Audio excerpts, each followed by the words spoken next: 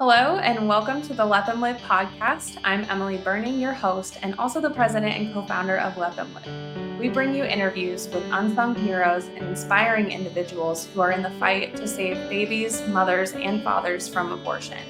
Our goal is to amplify their voices and bring their stories to the forefront, shedding light on the incredible work they do and the lives they touch. This is more than just a podcast. It's a platform that allows everyone to share their pro-life stories and inspire us to passionately continue advocating for life. All right. Hey, everyone. Welcome back to the Let Them Live podcast. I'm so excited that you're back for another amazing episode. I'm Emily Burning. I am your host, and I'm also the founder, co-founder, and president of Let Them Live. I can't forget my husband. Today, we have an amazing guest. Nathan and I were actually at the Right to Life of Northeast Indiana banquet just in October, I think.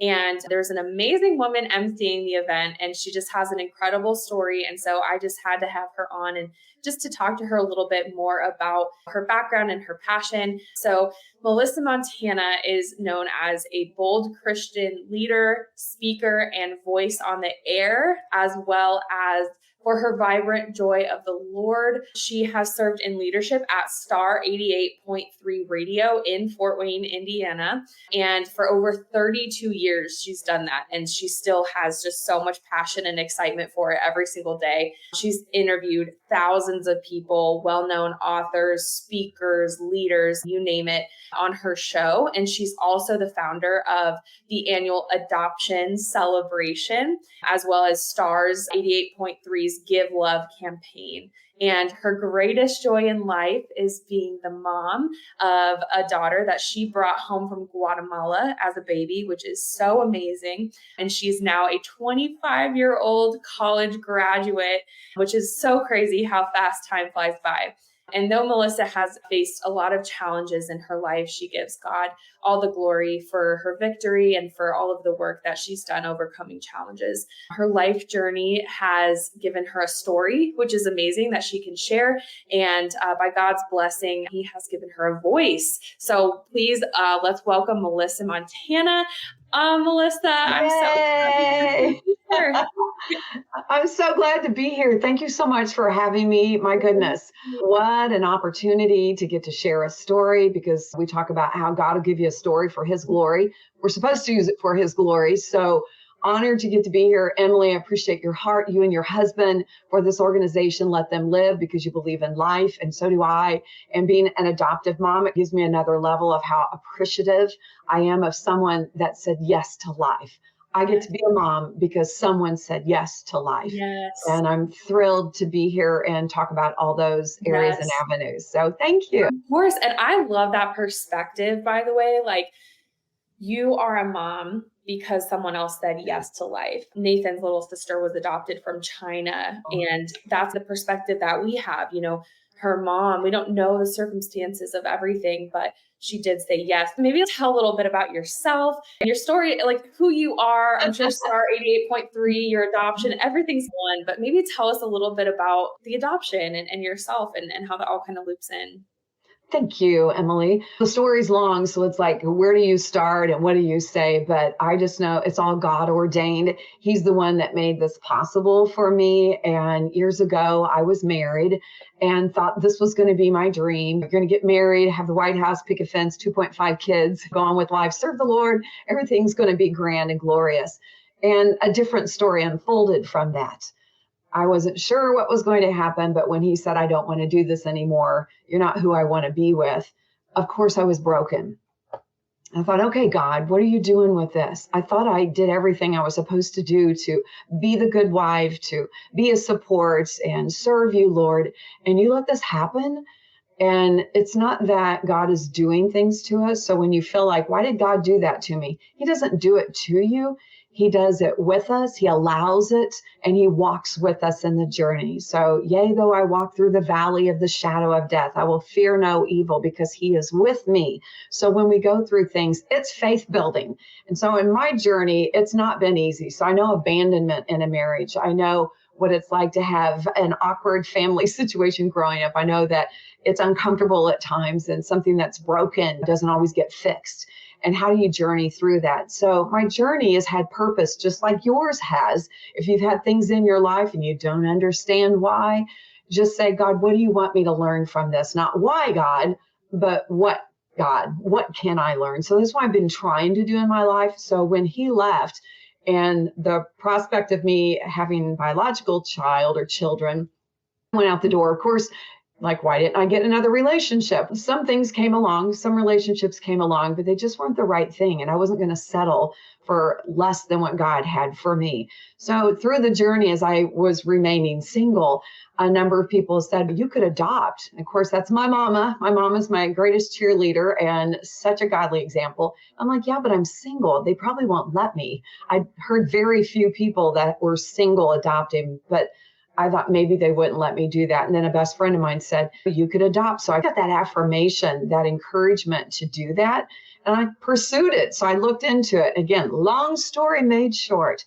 I just looked into all the avenues, what this would look like. And I didn't look at the cost, because if I did, I probably wouldn't have done it because I didn't have hardly any money. I was in ministry. It was years ago when I was starting out. So trusting God. Sometimes it's good by faith, Emily, to do something that you're not sure of because you feel God calls you to do it. I just felt called to do it. So once I looked into it, realized I could adopt as a single mom and it would be okay. I just plowed into it. And then I got into it and said, wait, what? How much is it? I didn't know, but it's good I didn't know, because that's when the mountain moving began to happen. That's when I had to trust Jesus with my all and everything, because I didn't have it. So be glad, sister, brother, whoever's listening, when you don't have it, you want to not always have it. Don't feel like, oh, I don't have enough. Okay, good you don't have enough, because then you have to lean on Jesus. Then you have to trust. God will help with the bill. Yes, I love that. That's so good. Yeah. So then you get to trust Jesus for greater, bigger things. And this was a greater, bigger thing than me. It was bigger than me, but I felt called to it. So went through the journey. It wasn't easy. It was a challenge, not because it was a bad situation, but there's paperwork along the way. There's different levels. There's money that you have to raise. And you know what? God did the whole thing. I didn't have the money. I didn't really have a penny of it. I had a few bucks that I could raise or save, but people came along and I just kept praying for it.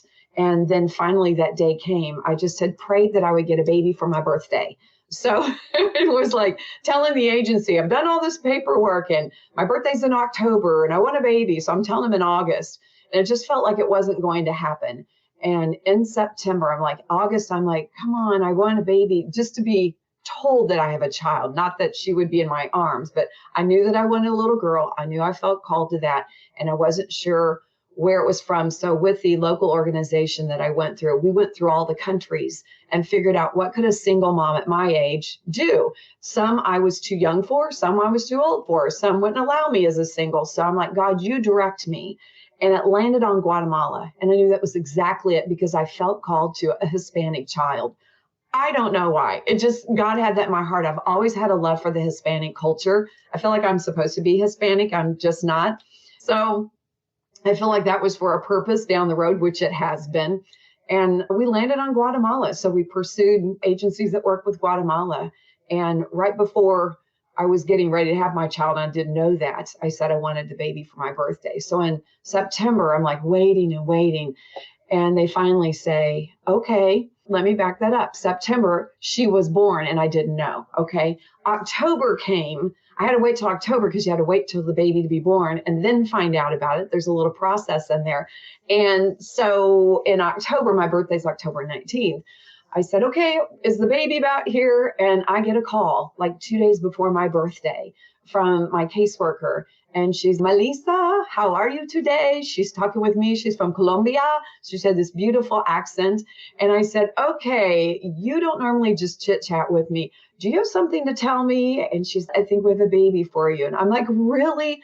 And literally for my birthday, I got the notice that a baby was born that I could be the mom to. And I was over the moon, just so excited. So I got to go be with my family in Louisville and show them pictures that they sent to me overnighted to me of this little baby, this little cute little baby with their little hands up like this, little chubby cheeks, cutest thing ever. And the journey began. And then I also had to go through paperwork and more months. And it took about 7 months, a little over 6 months. And I found out, again, long story short, that precious baby of mine gets to come be in my arms. So I flew to Guatemala on this curb of the Guatemala City airport late at night. A friend that traveled with me that spoke fluent Spanish. We met up with Oscar. Oscar was the attorney, and he was the one that took her into his home and took care of her until I could get there. And so she was handed to me on the curb of the Guatemala City airport. Now, I thought there would be a limo pulled up because this is my child I've waited all my life for. And it was in the backseat of this little tiny car with several of them crammed in. We were all crammed in this car. It's late at night. And I go, Oscar, when I was walking, I said, "Where's my baby?" And I first said, "How's my baby?" And he said, "Oh, she's fine." And I said, "But where is he? Where is she?" And he said, "She's in the car." I go, "Oh, right now?" Because I didn't know anything. By the time I landed in Guatemala, it was late, it was delayed. I didn't know what to expect other than notes that had been sent to me. So we got to the edge of the curb and the little car pulled up. And one of his daughters, older daughters, he had a lot of kids, came out with this wrapped up bundle that I can still get emotional about. She was wrapped up in bundles because they bundled their babies there, even though it was very warm. And out of the backseat of the car, I remember her handing me this bundle and saying, "Melissa, here's your baby." And I was like, oh my goodness, I've waited my whole life for this child. And I went and pulled her little blanket back, and I can remember seeing her hands.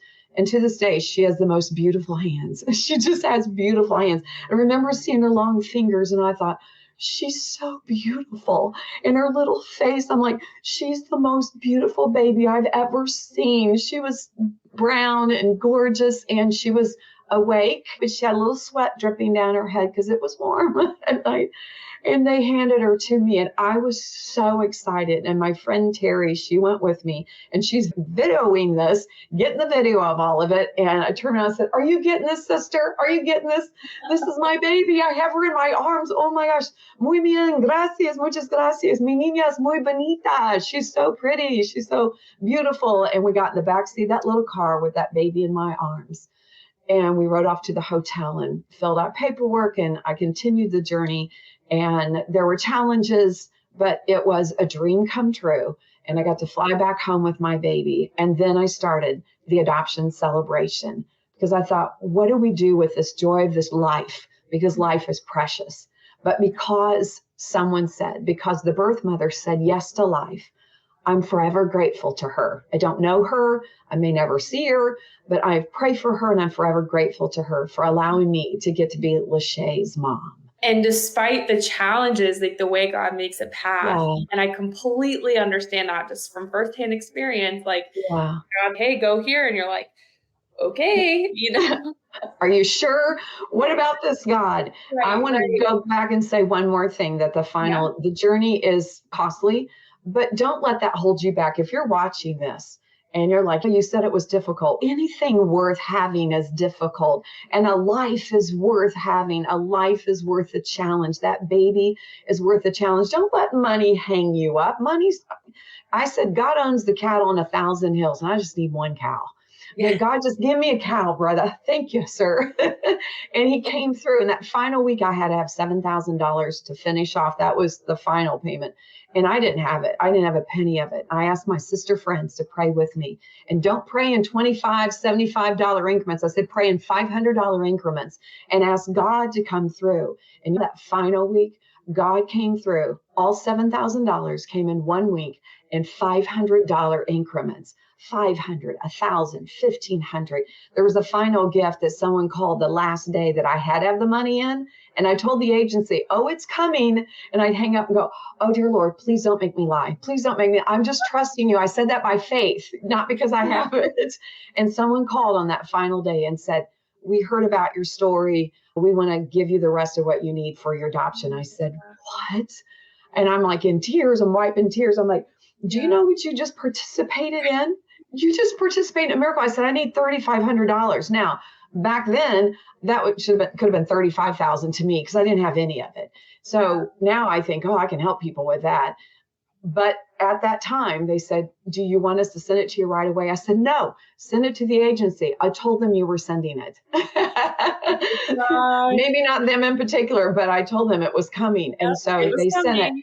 And in 1 week, $7,000 in $500 increments. That's my Jesus. Don't you give up on God. For real, that's amazing. And then Yeah. what an amazing journey to go to Guatemala and get your baby, and that's something you'll never Oh, forget. yes. And then you come home and you start talking about so tell me more about the adoption celebration and Yeah. where you guys are, like what you're doing with that, what that Okay. looks like, and your inspiration behind it and everything. It was so much fun because I came home. I was so in love with this baby. Okay. This was my girl. I remember walking through the airport, coming back home. And I love that people recognized that it was my child. I know she didn't look like me, but I was so in love with her. I waited for so long. So I'm going through the airport with this sweet little baby, and people are stopping me. She's so cute. Is this your baby? And I'm like, yes, it's my baby. And I've waited like all these years to be able to say that. And so when I got home, I thought, wait a minute, what do you do with this? So I'm just go back to normal, go back to work, have her in care, childcare, and act like this isn't special. This is life changing for me and anybody else that does it. How do I help other people do this? I didn't have the money to help other people, but I can make a way and a means for people to connect because I'm in radio. I have a connection, I have a platform. So I came up with the adoption celebration that first year that I brought her home, and we are now on our 25th annual adoption celebration because my baby girl is now 25 and the joy of my life. She's doing great. She's working at Parkview Health, has a great career there, and we love life. But in those years, every year people come, hundreds of people show up to this event. It has music, we have food, a lot of agencies there for if you're interested in adoption or foster care. Every year we do it in November. So be listening to Star 88.3. You can connect online, star883.com, to find out more about it. And it's free to everyone. So come look if you're interested in adoption or foster care. We've opened it up to that. Or if you're a family already put together with adoption or foster care, come celebrate with us. Kids have fun. It's a blast. So Emily, I'm telling you, life flies by. 25 years, what happened to that? It Yes. does fly by. I was just thinking the other day, Nathan and I started Let Them Live. The first mom we helped was almost 5 years ago, and I'm like, Wow. 5 years? We've been married for 5 years. What? Yes, 25 years? absolutely. The time And flies. wouldn't you say, sister, that it's been worth it? Oh yeah, everything. Yeah, everything. The hardest times, even the ups, the downs, the in-betweens, the breakdowns, the happy, like everything was so worth it. And Yes. I love that you have an annual celebration, and it's Yeah. what does your daughter think about that? That's pretty cool that she's like, yeah, my mom hosts this like big adoption Yeah. celebration every year. It's been my honor Yeah. to help other people. What are her thoughts on Yeah. that? The years it changes. So she's a baby, I'm bringing her out on stage, and then she's a toddler and I'm holding her hand out on stage and have somebody watch her. And then she can get where she's walking on stage with me and just saying hi. And I'm saying, how old are you? Now, then she gets a teenager and it's less fun when you're a teenager. So it's now, mom, do I really have to? I'm like, yes, you have to. God put us together. And she always has. She's always been good about it. But there's just been a few years it doesn't matter. I'm like, yes, it does matter. We want to show what God has done in our lives so other people have hope to do that. And this past year, I asked that she would do a video because it's the 25th. She's 25. Just be a great time for her to just share her heart of what adoption means to her. And it's just been really precious to have her tell her story and what it looks like and to encourage other people and to talk to other young people because she's learned through the years. There are things I don't understand, Emily. Just because you love a child doesn't mean you get what they're feeling. Even if you're biological, there's a lot of different things that children feel because she has different biology than I have. She sees the world different. She looks different than me. And all that we've been through in the world of people of color, I have an extra love and passion for loving everybody, especially people that look different than you. If you don't know someone that looks different than you, please get to know them, not just on name basis. Let them be in your life. Your life is richer. I'm so much more blessed and richer because I have a child that looks different than me. I understand now from her perspective what it's like to be in this world. And so it's really made my heart heavy and also excited that I could say something about it because she's taught me. And she's learned a lot through the last few years. So having 25 years of her going through this, it is special. It's really special. And she's used to putting up with me in my life. and she's Melissa Montana's daughter. She gets that. But she is her own person. She's beautiful and intelligent and graduated from college a year early on her own and paid for half her college. And she's doing great. She has a career that's great. And I'm so proud of her. But she's God's. She belongs to God. She doesn't belong to me. I love her dearly. I'm so glad I got her, but she belongs to God, and every life belongs to God. That's why we want everyone to say yes to life and yes to allowing a child to live, even if you don't feel like you can raise the child or take care of the child. Yeah. I will throw adoption is definitely the option. Emily, I don't want to step on your hosting abilities because you're precious. Hey, but you're I good. want to say from my heart that there are people that say, but maybe they don't want to carry a child. Maybe that's for them to decide what they want to do. I feel like we need to do a better job. We as Christians, we as believers in life, anyone that believes in life, to help support those that feel like they can't take care of the child or they can't raise a child, and not just throw out, oh, you could adopt. No, we need to say, we'll come alongside you, be with you, so you feel encouraged to be able to carry that child and you're not doing it on your own. I don't think it's fair for us to say to women that, oh, adopt, carry the child, and then they're scared to death of, I can't raise it. I don't know how I'm going to afford this. If we will walk alongside of more young women that find themselves in that situation and not condemn them for deciding or thinking they're going to do something else, I think they'll see the joy of life. Psalm 139, God talks about how we were knit together in our mother's womb. We were knit together in our mother's womb. We were fearfully and wonderfully made. And I know you guys use that also. On purpose, God cares about every child. So if you're watching and you happen to be one of those, find yourself pregnant, you're not sure what to do, you are loved. You are cared about. That child is meant to be on this planet, and look for help because there are people that will help you. Yes. Here's another organization, if you didn't know. If you happen to scroll by here and you found Let Them Live, this is not a coincidence. Miss Emily here and her lovely husband will help you out. 100%. See, we're done. That's it. Yeah. I loved it. You have so much that is just, it's so true. And we're here, like you said, to walk along, not figure it out on your own. And this is just a beautiful example of an organization, of you. We're living out our faith, living out our beliefs. What a cool thing. What a cool journey. You're with your daughter, like your daughter's biological mother. Do you have any connection? Usually with international, I know that's not really the case, but do you know anything about her situation leading up to the birth or anything like that? It's a good question. I think it's one a lot of people ask and wonder about, but because it's international, I know very little. There's very little, and have tried to look into more information. So at this point, don't have a connection. Yeah. And I'm just praying whatever God wants, whatever God's will is, and that we've talked about it and prayed about it and thought, okay, whatever God has. And I also want to help people understand from an adoptive parent perspective that a lot of times people don't understand the language to use when you're talking about adoptive and birth parents. A birth parent, we're thankful for, or again, we wouldn't be parents if there wasn't a birth parent or birth parents. Sometimes you just know about a birth mother, but you don't know about a birth father. And that's the way, and especially third world countries, most of the time. For you to understand also, when you see a child that is adopted, be careful and be mindful that they are not the adopted child. They are their child. That's my child. She's my daughter because God ordained that. So when you see a family with adoption, don't say, are these your adopted kids? Is that adopted girl? Is that your adopted boy? No, they don't want to hear that. They don't want to be pointed out. There's something unusual. They're loved. Just say, oh, is this your child? Yes. Where were you born? Tell me about your culture. Talk about them. Don't put a label on them. Yes, we're an adoptive family. I'm an adoptive mom.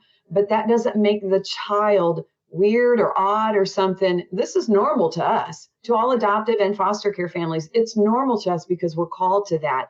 So I would just encourage people, just be cautious, be careful about what you say to people and families, and don't call that child out as the adopted child. That's their child. Is this your son? Is this your daughter? Oh, they're wonderful. Tell me your name. What's your age? Ask about them. Don't say, where did you come from? Okay. You would say, where were you born? What's your culture? Because beautiful. She's absolutely gorgeous. I can say that because she doesn't look like me. She just is beautiful. And people ask her a lot, what are you? And it's awkward. And so it's okay to say things like, so what's your culture? What's your ethnicity? It's very important for us to learn those kind of words and understand that so that we don't put the kids in a bad place. It's not their fault they are where they are, even though they're blessed. So I think just being mindful that we call them who they are, that they are chosen, they are loved, they're a child of God, they're our child, our children. And it's really special. So it's a joy. I've learned so much too from my sister-in-law. Yes. She'll be 18 in December. From China, and I've learned so much. China's even more of one of those international adoptions that you just don't really know anything about. Just, it's never been anything other than my sister-in-law or sister. Like, it's just never, it never crosses your mind that you're not brother and sister or whatever. And so it's an amazing thing to open the door and say, do you want to learn about your culture? I even brought up to Lily, I said, Lily, there was someone I talked to that was like an adoption advocate and had brought up a really good point. And I said, Lily, have you ever thought that some of what you are, like, you're really good at X, Y, and Z. Some of what you are is genetic and it's from your birth mother and your birth father. Like, how cool is that? That part of you is from them. And whether or not you ever find out who they are or whatever, it's amazing because there are a lot of things that we learn. It's like nature versus nurture, but there's so many things that her parents gave to her in that sense. And that kind of opened her eyes and she's like, that's actually cool. There's a lot of ways at looking at adoption, but I think it's an absolutely beautiful thing that just shows to how much people are willing to step up and like yourself, Melissa, like you're willing to step up to the plate and say, hey, not only is this an amazing thing for me, but I'm also giving this child the life that their birth mom, her birth mom probably wanted her to have the best life possible. Absolutely. Absolutely. Sacrifice. We got to realize that it's not that someone doesn't want the child. It's not always that. It's that they know they can't handle the responsibility. And so out of love, and I believe that's our situation, it was out of love because they're pro-life. They believe in life because they might have some background, spiritual background or biblical background, and they found themselves in this situation, didn't realize what was going on. And out of love, she said, I want the best for this child. And so I'm forever grateful. And I take that on responsibility heavily on my heart because I can't believe I had nothing to do with this child. I just did the work, you know what? And so to have a child handed to you is a different thing than even biology. I felt so humbled that you would let me have this child, God. Thank you so much. I'm just every day humbled when I look at her. Yes, handpicked. So I get to tell her, I'm like, oh, honey, I picked you because you were precious and beautiful and God picked you for us. God made us forever. So when she was younger, I told her that she was meant to be forever with me. I was meant to be her forever mom. I said, a lot of times there's a birth mother and a forever mom, and they're the same one. Like Nana, my mom, was my forever mom and my birth mom. I'm your forever mom. It will never end. But God had you as a birth mother for you, that because I couldn't carry you because I wasn't married, I wasn't single. And I tried to explain that to her. That's what I felt called to be honorable to God and be here and ask him how he was going to lead and guide. And this is how I put my family together. It's not what I thought years ago, but I'm so glad God didn't listen to me all the time. Yes. Oh, no, I had my plans too, Melissa, and God's like, nope. I know. It's so cool that he would allow this to happen. I'm just forever, ever grateful and thankful. And so I want to help other families do this, get through this, love them through it. And when people come every year, it's every year someone comes and said, hey, we came a couple years ago, or we've come a few times. Now we're bringing our child home, or we just brought our child home. When someone brings me their kids or their child up and said, hey, we want you to meet our child. We came to the adoption celebration. I'm like, I'm in tears. I'm a mess. I just love kids so much. That's an And I'm just honored. amazing thing that you've done Yeah. too. You've used your platform to help other people to do the same Yeah. thing, which helps to promote Amen. even the pro-life movement. It helps to Yes. promote this culture, like you said, of life, of Yeah. just such beauty. And so I'm so grateful that you do that. And I'm so My grateful that honor. you've been able to help so many people and share your story. What a Yeah. crazy, awesome story. It's a Um, crazy God story, that's for for sure. sure. I For couldn't sure. have I couldn't have orchestrated this by any means, but God's divine orchestration jumped in the middle. I just said, Yep. I'm here, God, use me. If we will Yep. just say, God, use me and help me save a child's life, you never know what God will do. So be Oh yeah. ready. If you be ready for it, like I Be said, ready. be ready because if you say send me, he's gonna do He's it. going to. Yeah. Emily, Yeah. you guys are doing such a great job. I want to say that once again. Thank you for believing in life and coming alongside. That's the key here. I really wanted to make that message clear that we're not telling someone to go do this or do that, or you should. We need to come alongside. We need to come right beside and walk beside those women that find themselves pregnant and don't know what to do. And not just say you should. We should say, I will with you. God Yes. wants us to walk beside them because God's walking with us. Yes. Oh, 100%. Oh, you Yeah. said it so well. And I think that's like the perfect note to end on because you just summed it Yay. up so well. So I just Amen. want to thank you again. Like you have such an My amazing pleasure. personality. And Um, I feel like I could talk to you forever, honestly. absolutely. Quit But thank you. recording and then we'll keep talking. Part 5 coming up. Yes. Thank you again, Melissa, My pleasure. for being on. And thank you Thank you. guys for watching, for listening, whatever it is Yay. that you did. And stay tuned for the next Let Them Live podcast. We'll have some more amazing guests coming up. Amen. Thank you so much for joining us on today's episode of the Let Them Live podcast. I would like to give a special shout out to Patrick at Moon Shadow Studios, who does an amazing job of editing our podcast. If you're ever in the need for a podcast editor, he is definitely the one to go to. Let Them Live is a Christian nonprofit dedicated to supporting women who are considering abortion primarily due to financial burden. 73% of women have abortions because of financial struggles, and we're here to help bridge that gap. Our goal is to provide the emotional and financial support these women need to feel empowered to choose life. If our cause resonates with you and you're interested in learning more, getting involved, or making a donation, please visit our website at www.letthemlive.org.